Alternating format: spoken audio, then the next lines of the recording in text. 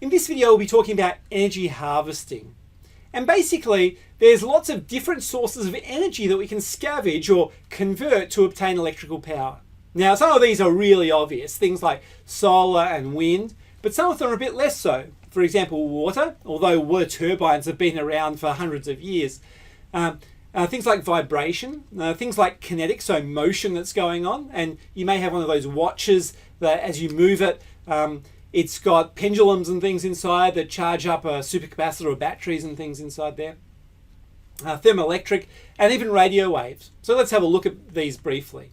The solar winds, places where you've got significant power available. Well, we've got the sun blasting you, you've got wind that's blowing quite quickly, and you can get a fair bit of power during the daytime or at various seasons, or during windy times. You can get quite a bit of power out of them. Most of the other devices we'll be looking at will be significantly less power. So one of them is water. And so a flow of water where you've got a turbine in that flow of water, turning that turbine, and as that turbine moves, you generate power. So one place you could have something like this is in, for example, some sort of a metering application, a water metering application where you've got a turbine turning. As that turbine turns, it connects to a little dynamo, generates a little bit of power, and that power gives you, allows you to run your communications module or your microcontroller or do whatever you want to do.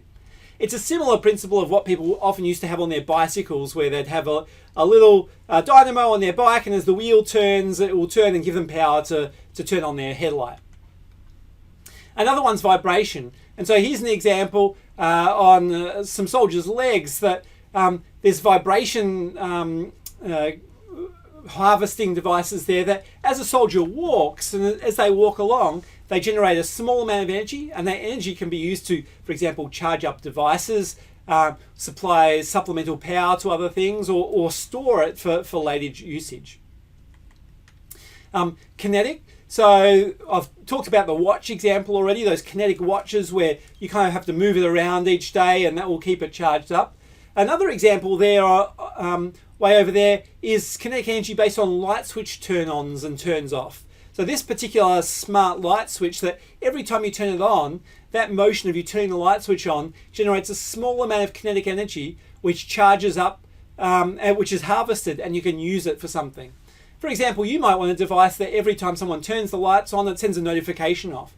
So you could turn the light on, it'll scavenge a tiny little bit of energy there, enough to turn on a microcontroller and send off a message and then to go to sleep again.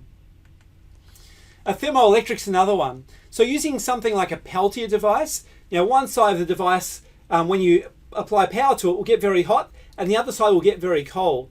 When I say very cold, I've had these that you put a massive heat sink on one side, on the hot side, and on the cold side, it will start condensing water from the atmosphere and turning it into ice, so quite cold. Well, you can do this in reverse as well, this Peltier effect. So if you put the Peltier around, for example, a chimney or something like that, where one side of it will get quite hot, but maybe the other side of the chimney is the environment, which will be much, much cooler, you can generate electrical power from that temperature differential that's happening there. And the final one is RF harvesting. So there's huge amounts of RF energy being blasted into the atmosphere, our mobile phones, our radio stations, TV, everything like that.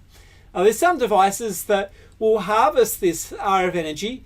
We're not talking about huge amounts of energy, but you can harvest small amounts of energy, scavenge that energy, and use it for charging up your supercapacitor or your batteries or something like that.